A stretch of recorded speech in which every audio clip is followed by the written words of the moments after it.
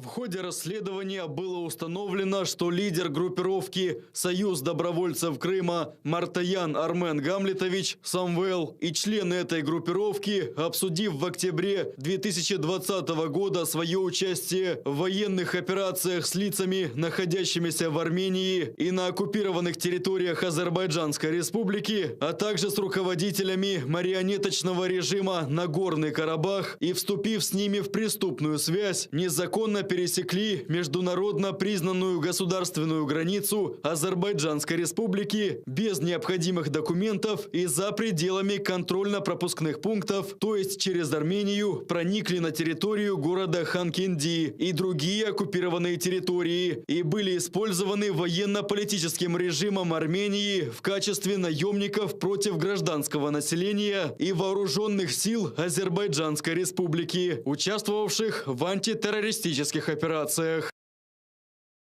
А с нами на связи Дмитрий Снегирев, сопредседатель гражданской инициативы «Право справа». Добрый вечер, Дмитрий.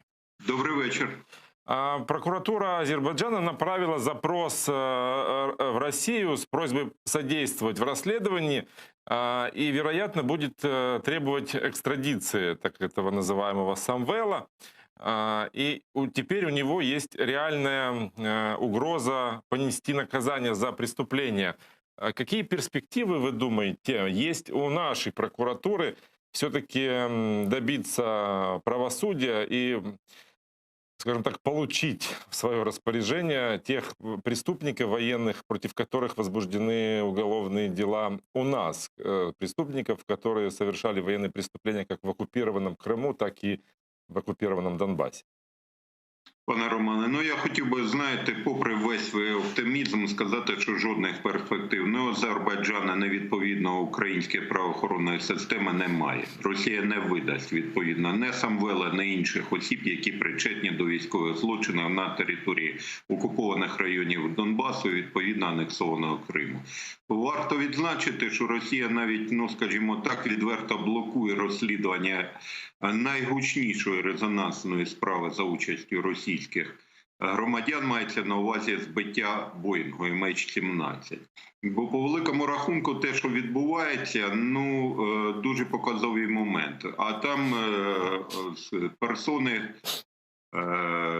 більш медійні, скажімо так. Це і, власне, і Хмурий, і Гіркін, і інші особи, які безпосередньо, скажімо так, не тільки приймали участь у військовому конфлікті на сході України, анексії Криму, але й відповідно керували тими процесами. Тому сподіватися на правосуддя і відповідно те, що Російська Федерація віддасть Самвела Азербайджану і чи там, скажімо, є особи, яких Російська Федерація передасть українському правосуддю, наразі таких підстав у мене немає. Тобто тут в цьому питанні є певний песимізм, на жаль. Але знов-таки, пане Романе, тут варто казати про те, що тут і, на жаль, наша правоохоронна система не допрацьовує. Тих осіб варто подавати все ж таки в міжнародний розшук по лінії Інтерпола, блокуючи їх можливість переміщення, власне, за межами Російської Федерації. От подібні випадки створили би певний прецедент. На жаль, Україна цього не робить. Чому пасує правоохоронна система? Чому Служба безпеки і, відповідно, Офіс Генеральної прокуратури не створює подібних прецедентів? Для мене це, на жаль, загадка. І тут варто, пане Романе, я закінчую. Тут варто відзначити, що, на жаль, і в самій правоохоронній системі України достатньо людей, афільованих, власне, з російськими спецслужбами. Або, скажімо так, чиї найближчі члени родини мають російське громадянство. Тобто запитань більш ніж достатньо. Кого ви маєте в виду? Давайте назвемо того ж Сьомочка, наприклад, сумнозвісного. Члени найближчої родини громадяни України, Російської Федерації. Давайте назвемо суддів Конституційного суду, у якої, наприклад, чоловік громадянин Російської Федерації. голову Конституційного суду, у якого є нерухомість на території анексованого Криму. Уявіть собі, тобто людина фактично визнає правочин Російської Федерації на території анексованого Криму, і жодної реакції з боку правоохоронної системи України, в першу чергу Служби безпеки, немає.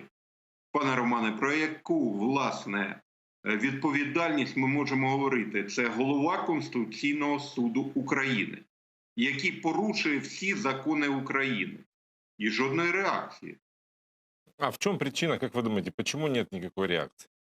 Пане Романе, а в тому, що безхребетність, власне, Служби безпеки України. Давайте згадаємо, наприклад, що 97% співробітників управління Служби безпеки по Автономній Республіці Крим зрадили своїй присязі і залишилися на території анексованого Криму. Це не відповідь на ваше запитання. Давайте згадаємо, що приблизно 70% співробітників Служби безпеки України, мається на увазі управління по Луганській і Донецьких областях, вони або, власне, залишилися на окупованих територіях, або пішли у відставку. Це показник роботи, власне, українських спецслужб. Але більше того, пане Романе, мене пече, що колишні співробітники СБУ наразі очолюють самопроголошені республіки. Зокрема, йдеться, наприклад, про пана Пасічника, полковника СБУ. Є ще один полковник СБУ Басов, у якого є нерухомість в Києві. До речі, яка відомча нерухомість? Квартиру, яку він отримав вже після Революції Гідності. І от незважаючи на те, що він втік на територію окупованих районів Луганської області і певний час був заступником міністра держбезпеки ЛНР, відомча квартира за ним зберігається.